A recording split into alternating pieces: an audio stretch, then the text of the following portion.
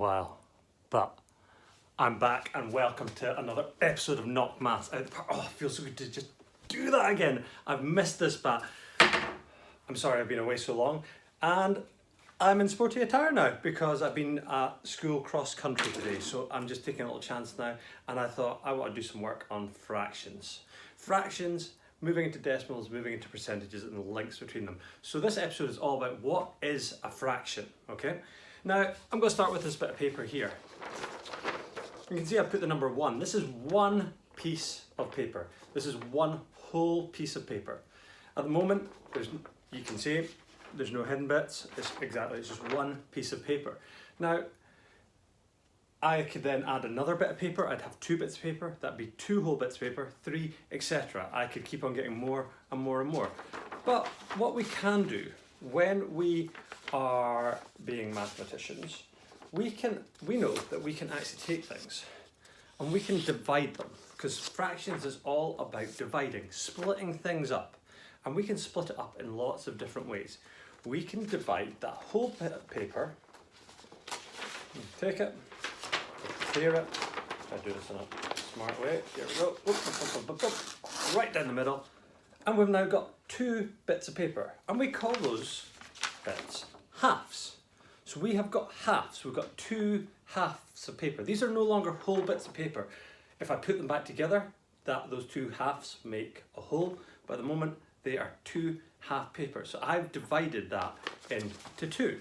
Now, and that's why, what you've got a fraction, we write a half like this, because we've got one whole and we've divided it into 2 parts. So we've got our bottom number, which we call our denominator. That's how many bits we split it into. And then we've got the number on the top, and that's called our numerator. So we've got our denominator down, numerator is on the top. Denominator down, that's the way I'll always remember. Denominator down, numerator on the top. So that's the basics of what a fraction is. And as I said, we can take that fraction, and if we wanted, we could divide it again. Now, I've got my 2 bits of paper there. I'm going to fold them in half again. So you're maybe thinking, just now, how many bits is you going to split it into? So if I've got 2 and divide it into 2 more, how many bits will I have now? Let's count through them. 1, 2, 3, 4. I've now got 4. Now those have got a special name. They are called quarters, and they are written like this. So we've got 1 of them, and it's been divided into 4. One whole piece has been divided into 4. That is 1 quarter. It's no longer a whole piece anymore. It is a fraction now. And I could go again. I could take that. Now, I did it in half, and that was 1/2. I then did it in a quarter. If you're a mathematician, you may be thinking now, how many bits is he going? Next one, let's see. Whoop. My tearing is totally on point just now. Tearing up like Beyonce tears it up. And I've got 1, 2, 3, 4, 5, 6, 7, 8 pieces of paper there. I'm not going to bother counting out anymore. 8 pieces of paper. So that is now 8. And that pattern would go on and on as I have it. We've got lots of fractions, so many of them. We can get thirds, we can get fifths, we can get tenths, depending how many bits we've divided that whole into, that's how many we've got.